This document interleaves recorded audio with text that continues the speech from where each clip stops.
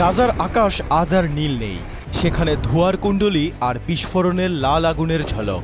বাতাসে শুধু বারুদের গন্ধ আর মানুষের হাহাকার। স্কুল, হাসপাতাল, ঘরবাড়ি সবই আজ ধ্বংসস্তূপ। মায়ের কোলের শিশুর কান্না থামতে থামতেই এসে পড়ছে নতুন হামলা। প্রশ্ন জাগে, এমন নির্মমতা চালানোর সাহস, শক্তি এবং সুযোগ ইসরায়েল কোথা থেকে পাচ্ছে? যেন অদৃশ্য কেউ তাদের পিঠ চাপড়াচ্ছে, বলছে সাবাস, আমরা তোমাদের পাশে আছি। পাশে থাকা বলতে রাজনৈতিক সমর্থন আর সামরিক সহায়তা। কোন কোন দেশ ইসরায়েলকে যুদ্ধবিমান, ড্রোন, মিসাইল আর উন্নত প্রযুক্তি দেয়? মানবাধিকারের বুলি আওড়ানো দেশগুলো ঠিক কত বিলিয়ন ডলার ঢালছে এই যন্ত্রপাতি কিনতে, যা দিয়ে প্রতিনিয়তই ফিলিস্তিনিদের রক্ত ঝরছে?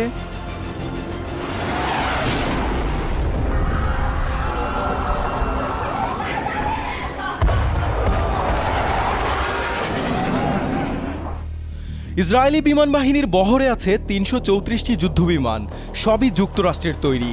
এর মধ্যে সবচেয়ে বেশি ভয়ঙ্কর F-35 লাইটনিং II, যা আকাশ থেকে নির্বিচারে মিসাইল ছুটতে সক্ষম। এছাড়াও F-35 eagle, F-16 fighting Falcon তো আছেই। হেলিকপ্টার বহরেও অত্যাধুনিক প্রযুক্তির ছড়াছড়ি। যুক্তরাষ্ট্র থেকে পাওয়া ৪০টি অ্যাপাচি হেলিকপ্টার তাদের বহরে রয়েছে।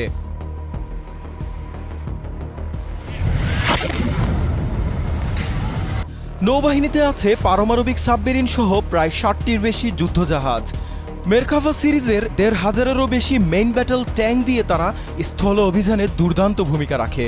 দূরপাল্লার ব্যালিস্টিক মিসাইল যেমন জেরিকো ও লোরা সবই তো আছেই। পাশাপাশি ক্ষেপণাস্ত্র প্রতিরক্ষায় আয়রন ড্রোম, ডেভিড স্লিংয়ের এমনকি থার্ড সিস্টেম পর্যন্ত ব্যবহার করা হয়। এসবের কোনোটি সরাসরি যুক্তরাষ্ট্র থেকে পাওয়া, কোনোটি পশ্চিমা মিত্রদের সঙ্গে যৌথভাবে তৈরি। এক কথায় ইসরায়েলকে এতটা আক্রমণাত্মক করতে সবচেয়ে বড় ভূমিকা রেখেছে যুক্তরাষ্ট্রের বিশাল অঙ্কের অর্থ ও প্রযুক্তি সহায়তা। During my recent visit to Washington, I said that Donald Trump is the greatest friend that Israel has ever had in the White House.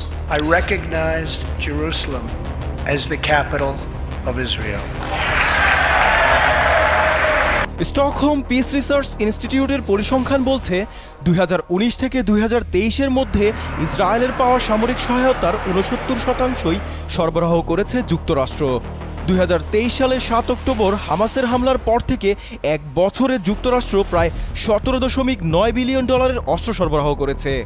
এর মধ্যে রয়েছে আয়রন ডোম ও ডেভিড স্লিং সিস্টেমের উন্নত সংস্করণ, স্টেলথ ও এআই প্রযুক্তি, হেলফায়ার টাও মিসাইল ও JDM guided বোমার মতো ক্ষেপণাস্ত্র। আর ২০১৬ সালের এক সামরিক চুক্তির আওতায় ২০২৮ সালের মধ্যে ইসরায়েল পাবে আরও $৩৮ বিলিয়ন সামরিক সহায়তা, যার বড় অংশ জুড়েই আছে F-35 যুদ্ধবিমান। এরই মধ্যে ৪২টি সরবরাহ করা হয়েছে। ১৯৫১ থেকে ২০২২ সালের মধ্যে যুক্তরাষ্ট্র ইসরায়েলকে সামরিক সহায়তা দিয়েছে $৩১৭ বিলিয়ন বেশি।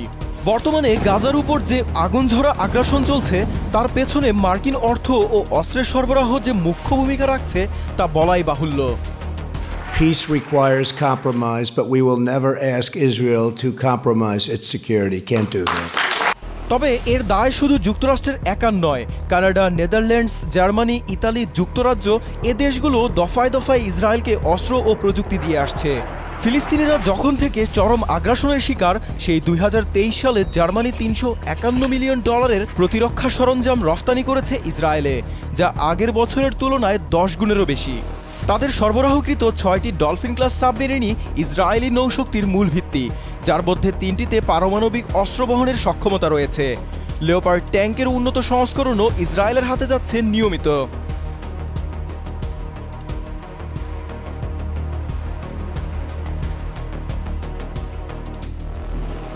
ইসরায়েলের আরেক মিত্র ইতালি, তারা সম্প্রতি অস্ত্র রফতানির পরিমাণ ৩ গুণ বাড়িয়েছে। ইতালির তৈরি M346 প্রশিক্ষণ বিমান ইসরায়েলি পাইলটদের আরও নিখুঁতভাবে বোমাবর্ষণের প্রশিক্ষণ দিচ্ছে। তাদের প্রযুক্তিতে তৈরি SAAR-5 করভেট যুদ্ধজাহাজ, যার মাধ্যমে সমুদ্রপথেও ফিলিস্তিনিদের উপর নজরদারি ও অবরোধ অব্যাহত রেখেছে ইসরায়েলি বাহিনী।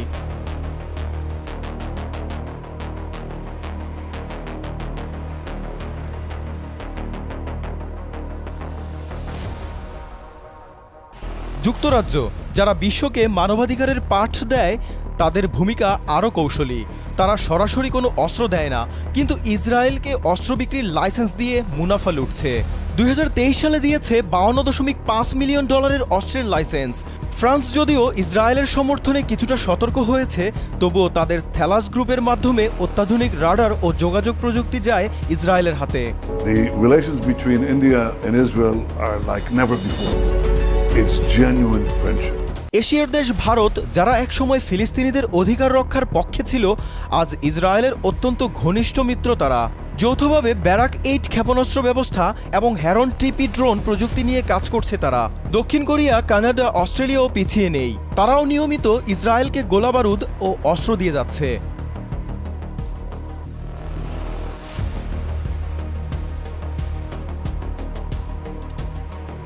গাজার রক্তের সঙ্গে যুক্ত আছে আরও অনেক দেশের হাত। আন্তর্জাতিক মানবাধিকার সংস্থাগুলো তাই বরাবরই প্রশ্ন তোলে, নিরীহ মানুষকে হত্যা করতে যে অস্ত্র সরবরাহ করা হচ্ছে, সেটির সরবরাহ কেন বন্ধ করা হবে না?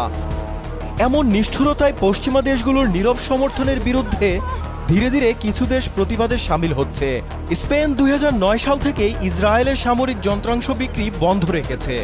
নরওয়ে, আয়ারল্যান্ড ও বেলজিয়ামও তাদের অস্ত্র দেওয়া বন্ধ রেখেছে, কিন্তু তাদের সংখ্যাও হাতে গোনা। অধিকাংশ দেশই এখনও নীরব দর্শকের ভূমিকায়। Israel's total blockade has turned the entire population into a life of hunger and despair.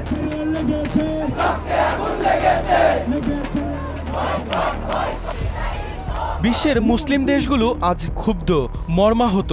সামাজিক মাধ্যমে তারা সরব, রাজপথে তারা প্রতিবাদে উত্তাল, কিন্তু পাশ্চাত্যের দেশগুলোর কাছে এসব প্রতিবাদের কোনো মূল্য নেই। তারা মানবাধিকারের কথা বলে, কিন্তু অস্ত্রের বাজার ঠিকই গরম রাখে। ফিলিস্তিনে যে রক্তগঙ্গা বয়ে যাচ্ছে, এর দায় ইসরায়েলের একার নয়। পশ্চিমা বিশ্বের বড় বড় শক্তি নিজেদের স্বার্থ আর ভূরাজনৈতিক প্রভাব ধরে রাখতে ইসরায়েলকে মদদ দিয়ে আসছে।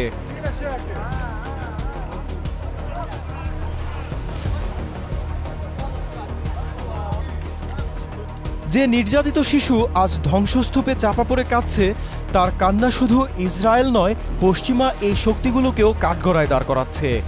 কারণ গাজার রক্তাক্ত মাটিতে ফোটা প্রতিটি রক্তের দাগে তাদের দায়ও স্পষ্ট হয়ে আছে। জাকারিয়া হোসাইন, যমুনা নিউজ।